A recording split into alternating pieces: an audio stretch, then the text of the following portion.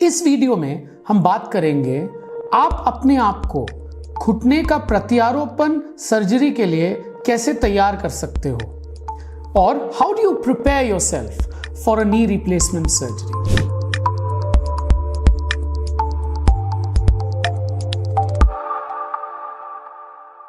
Hello everybody and welcome back to yet another video. मैं doctor Vikram Maskar हूं, एक घुटने का विशेषज्ञ न्यू दिल्ली, इंडिया से।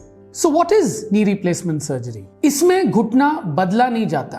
घुटने के ऊपर एक कैप लगाया जाता है जब चिकनाई खत्म हो जाए, ताकि घुटना रगड़ ना खाए। और it's basically a रीसर्फेसिंग procedure wherein a cap is put in the knee to reduce friction. In simple words, ये एक तरीका है आपको दर्द मुक्त होना जब आपको एडवांस्ड गठिए का या आर्थराइटिस का प्रॉब्लम हो घुटने में। सो प्रेपरेशन या तैयारी for a knee replacement surgery can be divided into mental preparation, मतलब मेंटली आपको मोटिवेट होना पड़ेगा कि यही एक जरिया है आपको ठीक होने के लिए। Second, physical preparation. घुटने पे जब कैप लगता है तो वो चिकनाई का काम कर लेता है, पर घुटने के साथ ही मांसपेशियां होती है, उनको मजबूत करना बहुत इंपॉर्टेंट है ताकि आपकी रिकवरी और तेजी से हो। तीसरा है घर में प्रेपरेशन। जब आप अपने ऑपरेशन करके घर पे आओगे तो क्या क्या होना चाहिए घर पे, क्योंकि जब आप आओगे आप कुछ क्रचेस या वॉकर के साथ चले हुए आओगे, तो वहां पे ऐसे होना चाहिए कि आपको चोट ना लगे और बहुत आराम से आप अपना काम जो है कर पाए घर के अंदर। And fourth is financial preparation. आर्थिक स्थिति ऑपरेशन करने के लिए कैसे आप अपने ऑपरेशन को अफोर्ड कर सकते हैं, ये चौथा और बहुत महत्वपूर्ण पॉइंट है। सो शुरू करते हैं मेंटल प्रिपरेशन से। मेंटल प्रिपरेशन शुरू होता है मोटिवेशन से। आपको लगना चाहिए कि यही एक जरिया है जिससे आप ठीक हो सकते हो। क्या आपकी आर्थराइटिस 1/3 घुटने तक ही सीमित है? क्या कोई और ऑपरेशन से आप ठीक हो सकते हो? अगर ये नहीं हो सकता, आर्थराइटिस 2/3 या ज्यादा घुटने में है, तो नी रिप्लेसमेंट ही एक जरिया है आपको ठीक होने के लिए। अगर आप दर्द से लथपथ हो और आपकी आर्थराइटिस एडवांस्ड हो और दर्द के कारण जो आप करना चाहते हो वो आप नहीं कर पाते, मतलब the gap between what you want to do and what you can do is not bridged, then knee replacement is a solution to your problem. तो आप मेरे से पूछ सकते हैं, how do I feel the need? So I have a very simple objective way in which you can feel the need.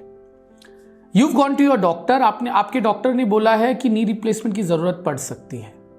सबसे पहली चीज डर, क्या होगा अगर मैं नी रिप्लेसमेंट करा लूं? खराब तो नहीं होगा? क्या इसकी जरूरत है? और कुछ तो नहीं हो सकता? So educate yourself, read about it. There are lot of resources, lot of videos in which you can understand when is it absolutely needed. Number 2, once you feel the need, it is important to actually objectively feel that you require this operation.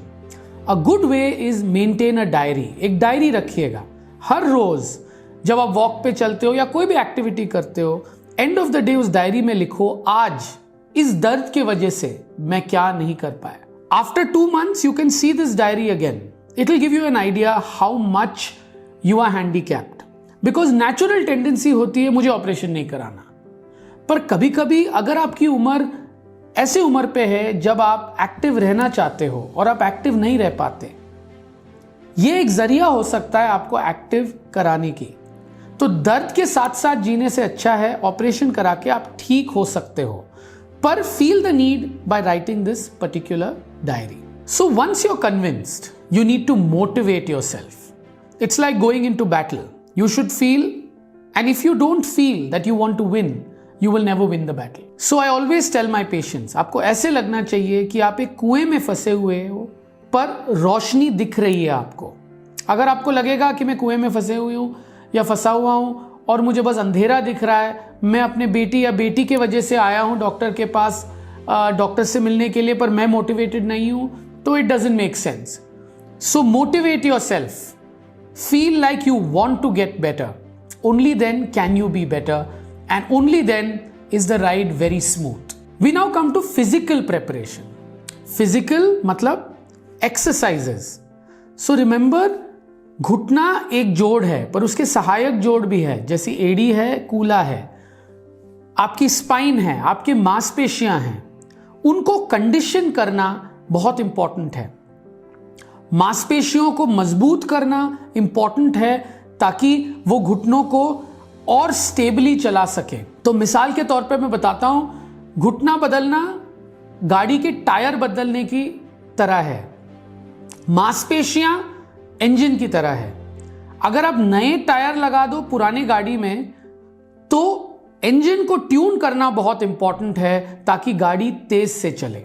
तो मांसपेशियों की वर्जिश या exercise before surgery, I call it pre rehabilitation, prehab, which is very important, and physiotherapists are your best bet to help you gain maximum muscle strength before your operation. Preparation at home. So what do you do at home? How do you prepare your house once you've had your knee replacement surgery? So for the first few weeks after a knee replacement surgery, you will be walking with aids, मतलब walker या crutches इस्तेमाल करोगे आप। तो basically ज्यादा obstruction नहीं होना चाहिए घर में, तो बहुत ज्यादा क्लटरिंग और बहुत ज्यादा फर्नीचर पास पास में नहीं होना चाहिए। कम से कम 2 फीट ऑन आइदर साइड आपको क्लियर पाथ मिलना चाहिए। ऐसे रूम में ठहरिएगा पहले 2-3 हफ्ते जिसमें एक अटैच्ड बाथरूम हो। बाथरूम पे थोड़े दिन तक, अगर आपके दोनों घुटने बदल रहे हैं तो थोड़े दिन तक एक सीट रेज लगाना पड़ता है, तकरीबन 1 महीने तक। तो वो कोई भी आपको केमिस्ट के दुकान में या कोई भी ऑर्थोटिक्स की दुकान में आपको मिल जाएगा, जो आप अपने नॉर्मल पॉट के ऊपर फिक्स कर सकते हो।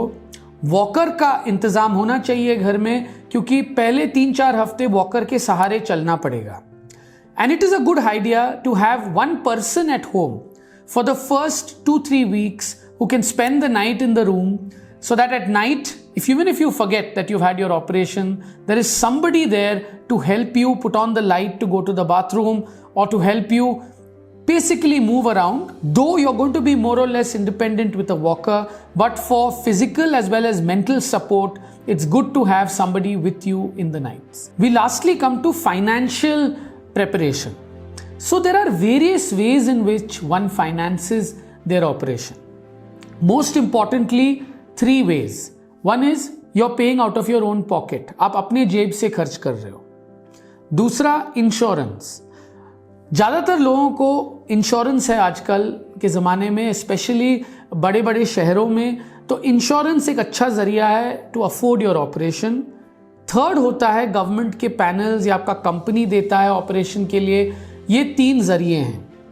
अगर आप अपने जेब से कर रहे हो तो you need to have adequate money to do your operation through the surgery and even after your surgery.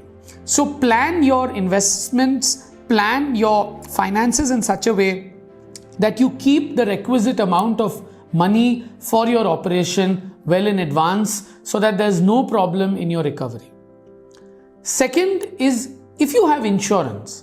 So insurance for a knee replacement surgery, usually you need to have this insurance for at least about 3 years. Before that, it's very difficult to get insurance for this kind of an operation. So once you have insurance, how do you get the insurance company to fund your operation? So what happens is your surgeon about a week before your operation, वो एक letter लिखता है insurance company को एक pre authorisation form के द्वारा, जिसमें वो बोलते हैं कि आपकी ऑपरेशन की ज़रूरत है। इंश्योरेंस कंपनी तकरीबन 48 से 72 घंटे तक जवाब देती है कि you are good to go for your operation, we are ready to pay this much money for the operation. Once that's done, you are good to go. Third होता है अगर कोई गवर्नमेंट पैनल या कंपनी के द्वारा हो, आपको पैसे मिल रहे हैं। इस सिचुएशन में यूजुअली हम एक प्रिस्क्रिप्शन और एक एस्टिमेट आपको देते हैं, जो आपको अपने गवर्नमेंट पैनल में सबमिट करना पड़ता है। उनके पैनल के डॉक्टर्स होते हैं जो परमिशन देते हैं ये ऑपरेशंस के लिए। So we usually have a timeline before any such operation. Remember, knee replacement is not a life saving operation. ये जीवन बदलने वाला ऑपरेशन है, जीवन बचाने वाला ऑपरेशन नहीं है। तो आपके पास समय है अपने आप को प्रिपेयर करना। तो मेरा एल्गोरिदम इसमें बड़ा सिंपल है।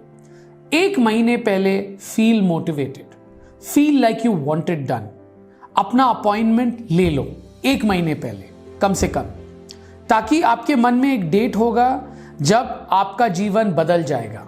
आपको ऐसे लगना चाहिए कि इस दिन के बाद मैं ठीक होऊंगा। तो fix a date 1 month in advance.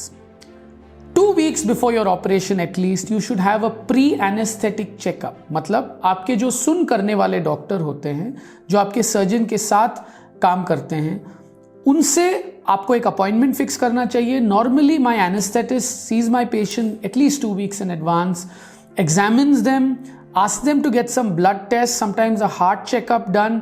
If you have diabetes, hypertension, ये सब चीज़ें कंट्रोल हो सकती है आपके ऑपरेशन से पहले, जो आपका एनेस्थेटिस्ट जो है वो तय करता है। सारे रिपोर्ट्स आ गए उनके पास, जो भी चीज़ें थोड़ी ऊपर नीचे है, हमारे पास समय होता है 2 हफ्ते पहले उनको कंट्रोल में ले आने के लिए। तो अगर फिजिशियन की ज़रूरत है, कार्डियोलॉजिस्ट की ज़रूरत है, वो भी इन्वॉल्व हो जाएंगे आपके सारे बीमारियों को कंट्रोल में ले आने के लिए। तो 2 हफ्ते पहले आपको ग्रीन सिग्नल मिलना चाहिए अपने एनेस्थेटिस्ट से।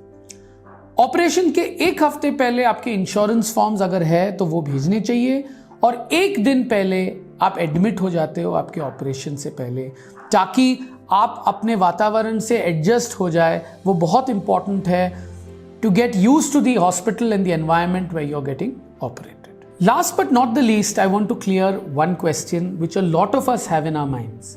When will I walk after a knee replacement surgery? So normally अगर आपका एक ही घुटना हो रहा है तो उसी दिन या अगले दिन आपको वॉकर के सहारे खड़ा कर दिया जाता है और आप चल पाते हो अगर एक ही घुटने का ऑपरेशन हुआ है, और अगले दिन आप बाथरूम तक भी पहुंच सकते हो। अगर दोनों घुटने इकट्ठे हुए हैं तो अगले दिन आप यूजुअली वॉकर के सहारे खड़े होते हो, उसके अगले दिन आप थोड़ा चल पाते हो। कई लोग जो है बाथरूम तक भी पहुंच जाते हैं, कई लोगों को 1-2 दिन और लगते हैं, पर जब तक आप अस्पताल से घर जाते हो आप अपने आप एक वॉकर के सहारे अपने घर में खुद चल सकते हो, बाथरूम जा सकते हो और अपना basic day to day life आप जी सकते हो।